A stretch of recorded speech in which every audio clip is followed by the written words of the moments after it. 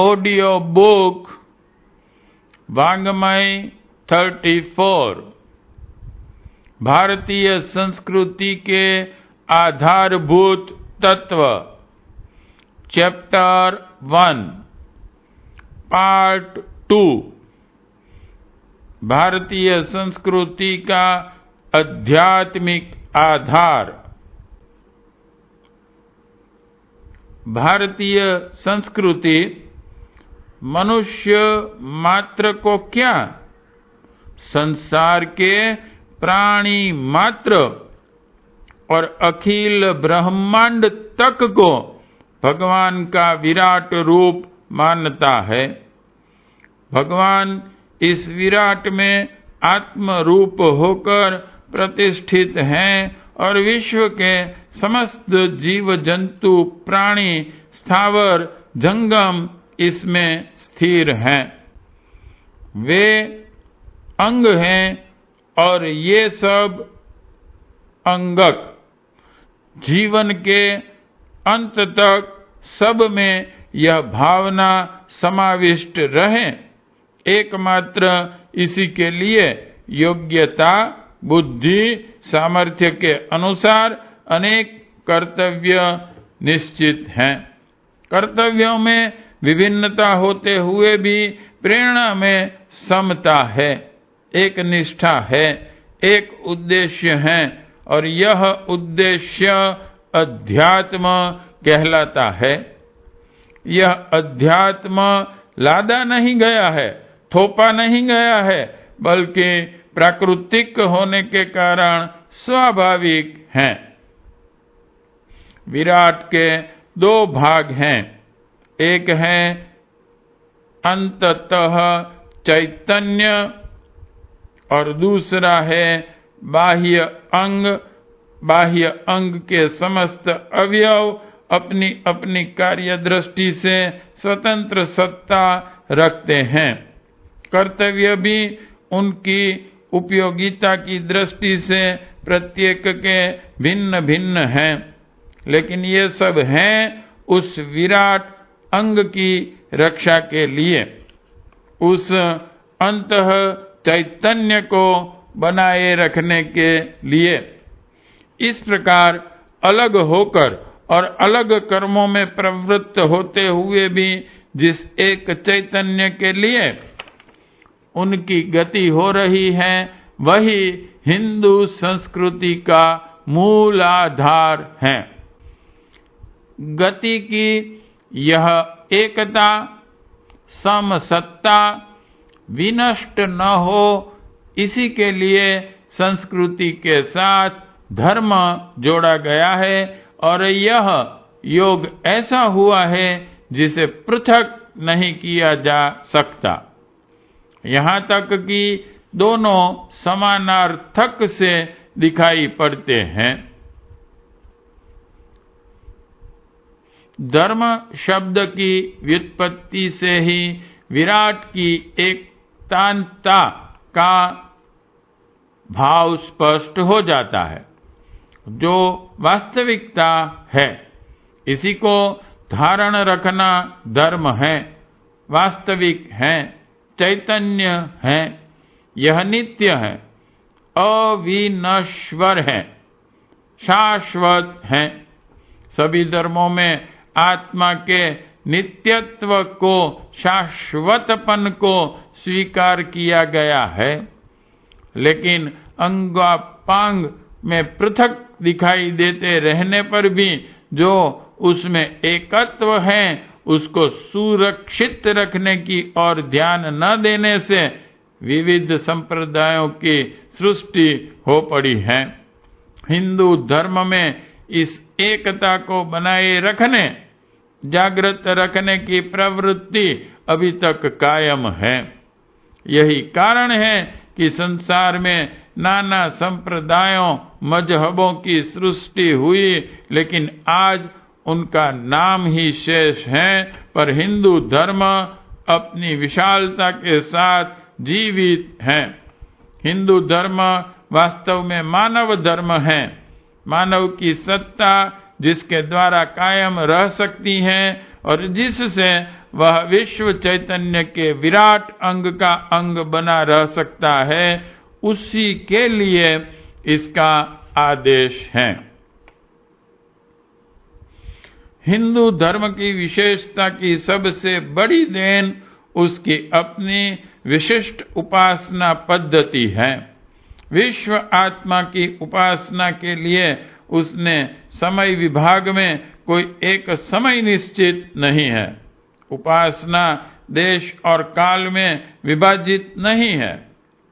उसका तो प्रत्येक क्षण उपासनामय है। वे अपने विश्व चैतन्य को एक क्षण के लिए भी भूलना नहीं चाहते, बल्कि गतिविधि का प्रत्येक भाग इन चैतन्य देव के लिए ही लगाना चाहते हैं। उपासना की दृष्टि से विराट पुरुष 4 भागों में विभक्त हैं और समय भेद से भी उनके 4 भाग कर दिए गए हैं। ये दोनों प्रकार के 4 भाग हिंदू संस्कृति में वर्ण एवं आश्रमों के नाम से पुकारे जाते हैं। यह समस्त ब्रह्मांड में वर्ण, धर्म और आश्रम पाए जाते हैं, लेकिन हिंदू संस्कृति उन्हें पृथक नहीं रहने देना चाहती। उसकी दृष्टि में उनका अस्तित्व तब ही तक है जब तक कि विराट पुरुष की रक्षा के लिए उनकी गतिविधि है। दूसरे शब्दों में विश्व चैतन्य की सामंजस्य स्थापना में अपने को लगाए हुए हैं। अन्य संस्कृतियां या धर्मों की गतिविधि विराट के प्रति नहीं है, वे अंग के अंश तक ही सीमित हैं। कोई भी बुद्धि विशिष्ट व्यक्ति इस बात को स्वीकार किए बिना नहीं रह सकता कि समस्त शरीर का ध्यान छोड़कर शरीर के किसी एक ही अंग का ध्यान रखने से शरीर की रक्षा संभव ही नहीं हो सकती। अतः जो लोग चैतन्य को भुलाकर, जिसने कि विराट पुरुष के शरीर को विभिन्न अंगों के द्वारा एक कर रखा है, अलग अलग अंगों तक ही अपने को सीमित रखते हैं और अपने साथी एवं सहयोगी दूसरे अंगों को न सिर्फ भुला देते हैं, बल्कि उनके साथ प्रतिस्पर्धी बनकर उनकी सत्ता कैसे स्थिर रख सकते हैं। इसलिए हिंदू संस्कृति में इस स्पर्धा से बचने के लिए जीवन के आरंभ काल में प्रत्येक को स्वरूप ज्ञान करने का आदेश है। चिन्मय सत्ता के साथ, विराट के साथ व्यक्ति को जोड़ने वाली इस कड़ी का नाम ब्रह्मचर्याश्रम है। ब्रह्मचर्याश्रम इस नाम से ही ध्वनित होता है कि मानव की वह स्थिति है जिसमें कि ब्रह्म में, विराट पुरुष में, विश्वात्मा में भ्रमण करना, उसके प्रति अपने को समर्पित करना सिखाया जाता है। ब्राह्मण, क्षत्रिय, वैश्य, शूद्र नाम से जिन 4 वर्णों को व्यक्त किया जाता है, उनका विभेद उनकी कार्य क्षमता की दृष्टि से ही किया गया है और फिर इन्हीं 4 में अंतर्भाव हो जाता है। ब्रह्मचर्याश्रम इन 4 को ही ब्रह्म में वर्ण करने की विद्या सिखाता है। शरीर के मुख, बाहु और उपाद का काम अपने लिए नहीं है, समस्त शरीर के लिए हैं। उसी प्रकार ब्राह्मण, क्षत्रिय, वैश्य, शूद्र का काम अपने लिए नहीं, विराट पुरुष के लिए हैं। इस दृष्टि को अंत तक बनाए रखने की शिक्षा ब्रह्मचर्याश्रम में दी जाती है। तब दूसरी अवस्था आती है, यह गृहस्थाश्रम है। यह आश्रम कर्म प्रधान है, व्यवहार प्रधान है। जो शिक्षा पाई है उसे जीवन में उतार लाना है। इस शिक्षा का क्रियात्मक रूप गृहस्थाश्रम से आरंभ होता है। वानप्रस्थ में इसकी वृद्धि होती है और संन्यास में परिपक्वता आती है। इस प्रकार शरीर में रहकर और शरीर रक्षा के लिए ही अपना रक्षण और अस्तित्व बनाए रखकर शरीर के प्रति आत्मोत्सर्ग कर देना शरीरांगों का काम है। विश्व आत्मा के लिए उसी प्रकार अपना अस्तित्व रखकर कार्य करते हुए उत्सर्ग कर देना वर्ण धर्म का उद्देश्य है। चैतन्य शक्ति को क्षण भर भी न भुलाने वाली यह हिंदू संस्कृति हमेशा आत्मा की ओर ही अभिमुख रहती है और इस प्रकार अभिमुख रहना ही हिंदू धर्म को बचाए रखने का एकमात्र साधन है। हिंदू धर्म अध्यात्म प्रधान रहा है। आध्यात्मिक जीवन उसका प्राण है। अध्यात्म के प्रति उत्सर्ग करना ही सर्वोपरि नहीं है, बल्कि पूर्ण शक्ति का उद्भव और उत्सर्ग दोनों की ही आध्यात्मिक जीवन में आवश्यकता है। कर्म करना और कर्म को चैतन्य के साथ मिला देना ही यज्ञमय जीवन है। यह यज्ञ जिस संस्कृति का आधार होगा वह संस्कृति और संस्कृति को मानने वाली जाति हमेशा अमर रहेगी। हिंदू जाति कभी भी धन के पीछे नहीं पड़ी। ऐश्वर्य, यश, प्रतिष्ठा, धन इत्यादि सब कुछ इन्हें विपुलता से प्राप्त हुआ। यह धन शायद अन्य राष्ट्रों की अपेक्षा कहीं अधिक था, पर भारतीय संस्कृति का आधार अर्थ, लाभ, धन, विकास कभी नहीं रहा। युगों तक भारत शक्तिशाली बना रहा, पर तो भी शक्ति उसका आदर्श कभी नहीं बना।